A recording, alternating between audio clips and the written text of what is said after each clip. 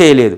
ఇది supreme court entire ఇది రాజ్యాంగం చెప్పినట్టు బేసిక్ స్ట్రక్చర్ మౌలిక స్వరూపాన్ని డిస్టర్బ్ చేయకుండా మనం మాడిఫై చేసుకోవాలంటే. ఓకే, ఎంజీ రావు గారు, మరి 9th షెడ్యూల్లో పెట్టాలి అని చెప్పి రేవంత్ రెడ్డి అడగడం కావచ్చు, మరి ఇది సాధ్యం కాదంటారా? దీనివల్ల సుప్రీంకోర్టు అది అడ్డు, దానికి సంబంధించినంత వరకు అడ్డు తీర్పు ఉంది కదా, అడ్డు వస్తుంది కదా? అవునండి. ఇప్పుడు ఇందాక నేను చెప్పినట్టే ఇప్పుడు ఎట్టి పరిస్థితుల్లో కూడా సుప్రీంకోర్టు అంటే 9th షెడ్యూల్లో కేంద్రం పెట్టేస్తే ఎవరైనా కేసేస్తారు. ఇది మత ప్రాతిపదికన ఇక్కడ ఉంది, 10% రిజర్వేషన్ మత ప్రాతిపదికన ఉంది. 50% లిమిట్ దాటారు. అంతకు పూర్తిని ఇందిరా సహనాయి కేసు 1992కి ఇది వ్యతిరేకం అని సుప్రీంకోర్టుకి వెళ్తారు. మళ్ళీ ఇంకోటి మత ప్రాతిపదిక రిజర్వేషన్ ఉంది, ఇది basic structure of the Indian constitution disturb చేస్తుంది, డిస్ట్రాయ్ చేస్తుంది. కాబట్టి రాజ్యాంగ మౌలిక స్వరూపం ప్రకారం ఇది ఎగినెస్ట్ అని వెళ్తారు. వెంటనే సుప్రీంకోర్టు దాన్ని కొట్టేస్తుంది. కాబట్టి ఇది నిలవదు, సుప్రీంకోర్టు ఇంటర్వెన్షన్ అనేది అనివార్యం అయిపోతుంది. కాబట్టి కిందే మాడిఫై చేసుకోవాల్సి వస్తుంది. మరి కేంద్రం ముక్కుసూటిగా మేము ఇవ్వలేమని ఎందుకు చెప్పలేకపోతుంది అంటారు? అవునండి. ఇప్పుడు కేంద్ర ప్రభుత్వం ఇదేంటంటే రిజర్వేషన్ పాలిటిక్స్. రిజర్వేషన్ ఇప్పుడు లోక్సభ ఎన్నికలు రాబోతుంది, సంకీర్ణ ప్రభుత్వం నిలబడబోతుంది. ఈ రిజర్వేషన్ అనేది పెద్ద డిస్టర్బెన్స్ చేస్తుంది అనమాట. ఎంత దారుణం అంటే రిజర్వేషన్ అనేది మండల్ కమిషన్ 1979లో వస్తే దాని 1991లో విపి సింగ్ గవర్నమెంట్ దాన్ని అమలుపరిచింది. మండల్ కమిషన్ ప్రకారం ఓబీసీలకి 27% రిజర్వేషన్ ఇచ్చారు, అంటే 50% దగ్గరకు వచ్చేసింది. ఈ మండల్ అంటే 3 ఎమ్మలు ఉంటాయండి, మండల్, మందిర్, మార్కెట్. ఈ మండల్ కమిషన్ అనేది విపి సింగ్ గవర్నమెంట్ రాగానే యూపీ, బీహార్ ఎంటైర్ నేషన్లో మొత్తం కాంగ్రెస్ డిస్ట్రాయ్ అయిపోయింది. కాంగ్రెస్ పెద్ద పొలిటికల్ పార్టీ కింద పడిపోయి సంకీర్ణ యుగంలోకి వెళ్ళిపోయాం. అంటే రాజకీయాలను డిస్టర్బ్ చేసే శక్తి ఓబీసీ పాలిటిక్స్కి ఉంటుంది అనేది మండల్ కమిషన్. ఇప్పుడు ఇంత సెన్సిటివ్ మ్యాటర్ కాబట్టి బీజేపీ ఆచితూచి ఎక్కువ మాట్లాడితే చాలా ప్రాబ్లం. కాంగ్రెస్ కూడా దాని యొక్క సెన్సిటివిటీని అర్థం చేసుకుని ఈ బాల్ దానికి ఇసిరేశారు. అంటే రాహుల్ గాంధీ ఏం కోరుకుంటున్నారు అంటే ఏ మండల కమిషన్తో అయితే కాంగ్రెస్ పూర్వ వైభవం కోల్పోయిందో మళ్ళీ అదే మండల పాలిటిక్స్ని బీజేపీ జనతా పార్టీల మీద వదిలి మళ్ళీ తనకు తాను కాపాడుకోవడానికి ఆయన అద్భుతమైన పాలిటిక్స్ చేస్తున్నారు. ఇది ఒక పాలిటిక్స్ అంతే, ఎవరైనా చేసేదే. ఇందులో రాహుల్ గాంధీ తప్పలేదు, వీళ్ళ తప్పలేదు. కానీ ఇది చాలా సెన్సిటివ్ మ్యాటరు. ఏ మాత్రం తేడా వచ్చినా మళ్ళా ఏ పార్టీ అయినా నాశనం చేసే అంత శక్తి మండల కమిషన్కి ఉంటుంది. అందుకే ముక్కుసూటిగా చెప్పలేని పరిస్థితి ఈరోజు బీజేపీకి ఉందండి. అంటే ఇప్పుడు కాంగ్రెస్ పార్టీ కానీ తర్వాత రాహుల్ గాంధీ గారు కానీ ఏమి ఆశిస్తున్నారు సార్? ఇదంతా వాళ్ళకి తెలిసి ఉంటుంది కదా.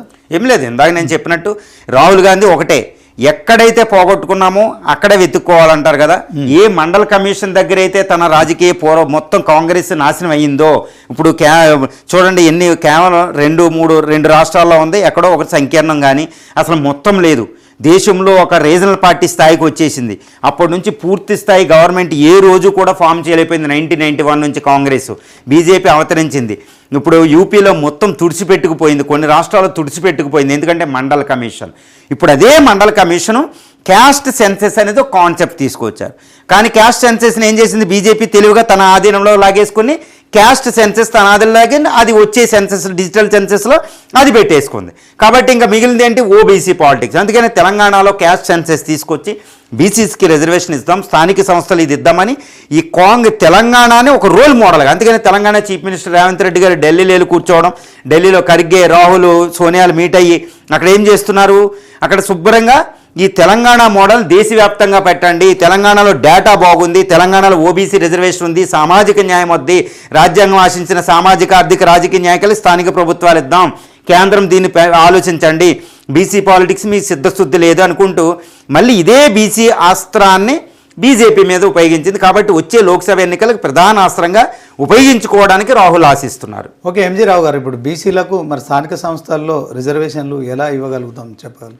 ఏమి లేదండి. ఇప్పుడు పరిష్కారం ఏంటంటే బీసీలు ఇప్పుడు పాపులేషన్లో వీళ్ళు మోర్ దెన్ 50% ఉన్నారు దేశంలో కూడా. అది మండల కమిషన్ రిపోర్ట్లో బట్టి అప్పుడు తెలుస్తుంది. తర్వాత ఒక కమిషన్ ఇస్తే దాంట్లో రిపోర్ట్ ఇచ్చింది. ఇప్పుడు ఏ విధంగా చూసినా ఏ శాంపుల్ సర్వేలు చూసినా తెలుస్తుంది. మొన్న తెలంగాణలో చేసినప్పుడు కూడా 56% బీసీస్ ఉన్నారని వచ్చింది. ఈవెన్ 50 దాకా ఉన్నారు, ముస్లిమ్స్ తీసిన 50% దాకా ఉన్నారు. సో దీన్ని బట్టి ఏంటంటే బీసీలే ఎంతైతే ప్రపోర్షనేట్గా వాళ్ళ తామాషా మెదడికి ఎంతైతే ఉన్నారో దానంతా ప్రాతినిధ్యం లేదు. కాబట్టి బీసీలకి ఇప్పుడు ఎస్సీలు ఉన్నారు, ఇప్పుడు రిజర్వేషన్ ఎస్సీలు 15%, 16% ఉంటే అంతా రిజర్వేషన్ ఉంది. ఎస్టీలు దేశంలో యావరేజ్ 8% ఉన్నారు. ఇప్పుడు తెలంగాణలో 10% ఉంటారు. దానికి అనుకూలంగా వాళ్ళు 8% యావరేజ్ ఉంది. బీసీ ఎస్టీ రిజర్వేషన్ కూడా 10% పెంచడం జరిగింది కేసీఆర్. అది ఇంకా అలాగే ఉంది కోర్టులో. అంటే ఇప్పుడు ఎస్సీ ఎస్టీలకు సరిపడా ఉంది రాజ్యాంగం ప్రకారం. 16 4వ అధికరణ ప్రకారం 15 4వ అధికరణ ప్రకారం రిజర్వేషన్లు అనేది అది కాన్స్టిట్యూషనే ఇచ్చిందనమాట. వెనకబడిన వాళ్ళని ఆర్థికంగా, ముఖ్యంగా ఆర్థికంగా సామాజికంగా వెనకబడిన వాళ్ళకి ఇచ్చింది. కానీ మండల కమిషన్ తర్వాత ఓబీసీ 27% వచ్చింది. ఇప్పుడు ఏ విధంగా ఉండాలి? ఇప్పుడు 27% రిజర్వేషనే ఉంది బీసీలకి. ఇప్పుడు తెలంగాణలో కూడా 27% ఉంది. కానీ పాపులేషన్ చూస్తే మోర్ దెన్ 50% ఉంది. అది దేశంలో ఉంది, రాష్ట్రంలో ఉంది. అంటే 27% సగానికి సగం ఉంది. కాబట్టి వాళ్ళకి సమానమైన ప్రాతినిధ్యం బీసీలు కోరుకుంటున్నారు. ఇప్పుడు వాళ్ళకి ఇవ్వడానికి రాజ్యాంగంలోని చెప్పిన కేశవానంది భారత కేసు, తర్వాత వచ్చిన వామన్ రావు కేసు 1981, తర్వాత వచ్చిన ఇందిరా సహానా 1992, తర్వాత వచ్చిన కేసు ఈ ఐఆర్ కోయలుకో కేసు, ఈ కేసులన్నీ ఈ ఎగ్నెస్ట్ 50% లిమిట్ దాటడానికి వీలు లేదు. కాబట్టి ఇప్పుడు పరిస్థితి ఏంది? రాజ్యాంగం, చట్టాలన్నీ, basic structure of the doctrine of the constitution అన్నీ అడ్డం ఉంది. కాబట్టి ఇప్పుడు బీసీలకి సమాన ప్రాతినిధ్యం ఇవ్వాలంటే ఇప్పుడు ఇవి రిజర్వేషన్లు 50% ఉండాలి. మిగిలిన 50% మెరిట్ ఉండాలి. Merit versus reservation. ఈ మెరిట్ అనేది కూడా రాజ్యాంగంలోని మౌలిక స్వరూపమే. ఎందుకంటే అందరికీ యాక్సెసిబిలిటీ ఉండాలన్నమాట. ఇప్పుడు ఈ రిజర్వేషన్లో ఎస్సీ ఎస్టీలో కూడా ఓపెన్లో పాటుపడే వాళ్ళు అంటారు, వాళ్ళు మెరిట్కి ఇవ్వాల్సిందే. అది కూడా ఈక్వల్ యాక్సెస్ అనేది కూడా రాజ్యాంగంలో మౌలిక స్వరూపమే. కాబట్టి ఈ లిమిట్ ఉన్న 50%లోనే ఎస్సీ ఎస్టీ బీసీలు సర్దుకోవాలి. ఇది ఒకటి. అప్పుడే బీసీలకు కూడా, అంటే ఎస్సీ ఎస్టీలు బీసీలకి కూడా పాత్ర ఇవ్వాలి వాళ్ళ రాజ్యాంగం దాని ప్రకారం. అంటే